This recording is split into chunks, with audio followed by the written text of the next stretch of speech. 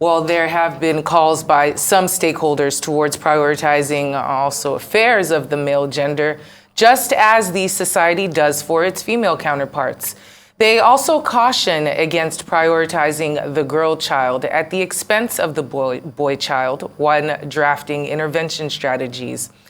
They noted that most intervention strategies tend to exclude the male gender and place much more focus on the female.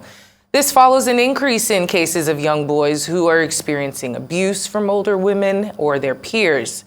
They added that forms of abuse such as sexual, physical, emotional, neglect, and the rest have made increased male vulnerability. Well, joining us now is the founder of the Elizabethan Humanitarian Foundation, Oyinade Samuel Eluwole. She joins us to discuss the organization's mission to rescue the male child from this unfortunate quagmire.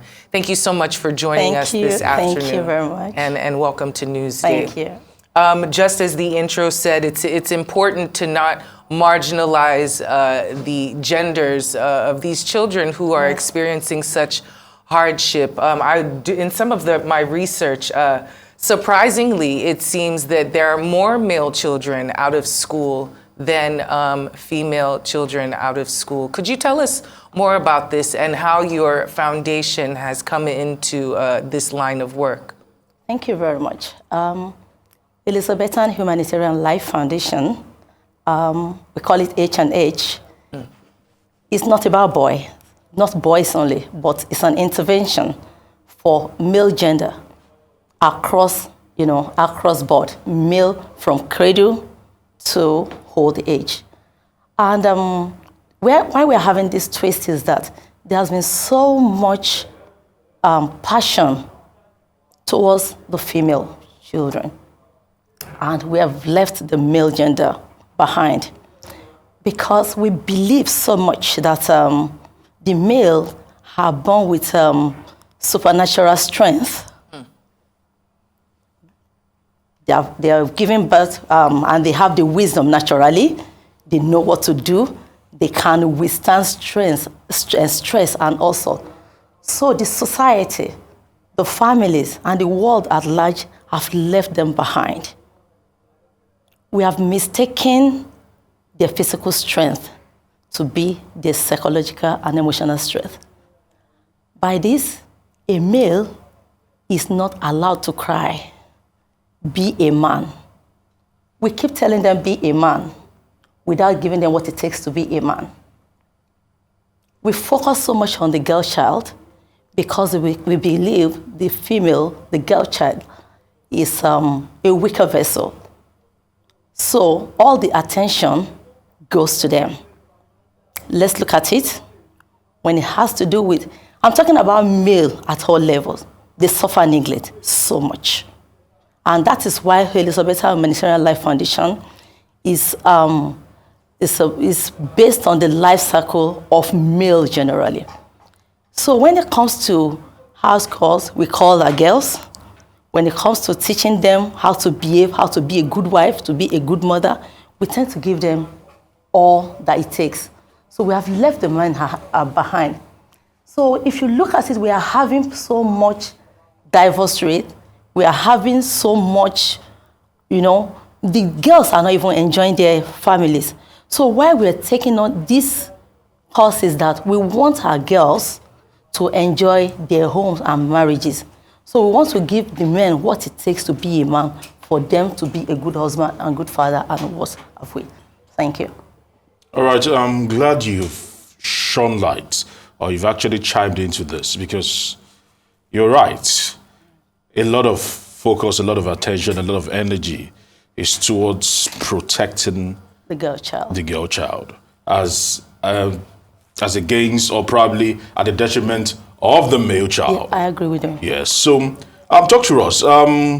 Give us some scenarios, because you mentioned, as we were trying to open this particular discussion, yes, there were talks about sexual, physical, and emotional neglect. Yes. Talk to us. What are the experiences you've actually witnessed? Because when it comes to that particular area, in terms of sexual and physical abuse, it is not really played up, but from some research, a lot of this is happening, but because nobody talks about it, everyone turns a blind eye, it just gets swept under the rug.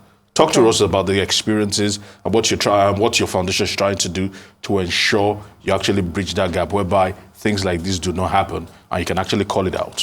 Okay, thank you very much. Let's talk about rape.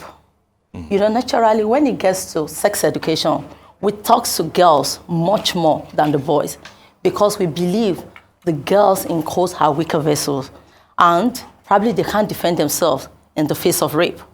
We are forgetting that males too get, molested, even by house helps and things like that.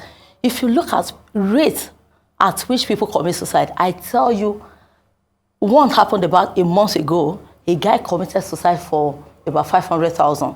He borrowed the money and he went to pay children's school fees, but he couldn't meet up, and it's been like that. So he looks at it and he just left a suicidal note for the wife and committed suicide. I tell you, a female will never commit suicide because of 500,000. Even because of 1 million. We would rather talk it out. We are talkative. I'll call my friend, I'll talk to them. So, because we have put so much pressure on the psyche of the male child that you are a man, you can't even talk too much. Even when you are wounded emotionally, you can't say it out. Once you say it, you are seen as being weakling. So we keep telling them, be a man. By so doing, we are telling them, keep your emotion. By telling them, please don't cry. By telling them, when you are injured, please keep it. By telling them, you have to be the head of the house. By telling them, you have to carry all the weight. And we give the girls all what it takes to be a good mother, to be a good wife. Let me tell you, have you noticed the rate at which we have divorce in homes and everything? Why? Because we expect our girls to be submissive to the male that you didn't teach, but the girl has all what it takes to be a good woman, and you want her to be submissive to a man that you're not getting anything that it takes to be a man.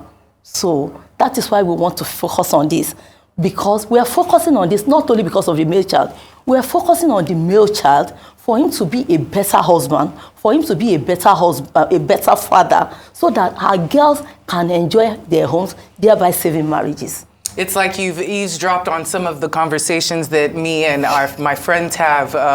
Just individuals, of childbirthing age. We do discuss the fact that a lot of pressure is put on both children. Yes. But the pressure is different. The pressure for women oftentimes isn't the same pressure felt for the men. Yeah. And we wonder sometimes if a discussion shouldn't be had with parents in churches, in their offices, or wherever they are, to start to think about this more, because the everyday of life is very distracting. If you have kids and you have a job and you're doing this and that, it's very hard to stay on top of everything. So my question to you now is, how do you offer these resources to these male and female students of all age? I don't want to call them students, okay, but that's okay. Is it that you speak to the parents of the younger ones? Are there seminars? Or are there apps or phone numbers for the teenage and adult males to call if they feel particularly vulnerable and ashamed of expressing their feelings?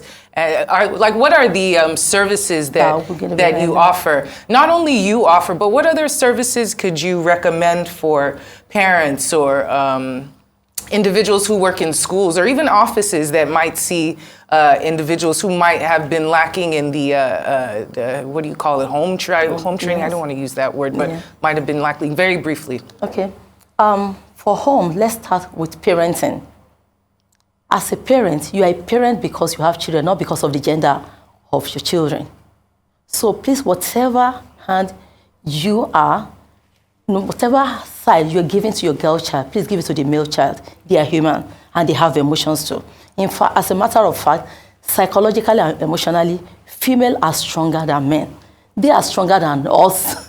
They are stronger than us physically. But what I can absorb, what you can absorb, I'm telling you, he won't be able. And they cry. Ask him. Just that they won't show him.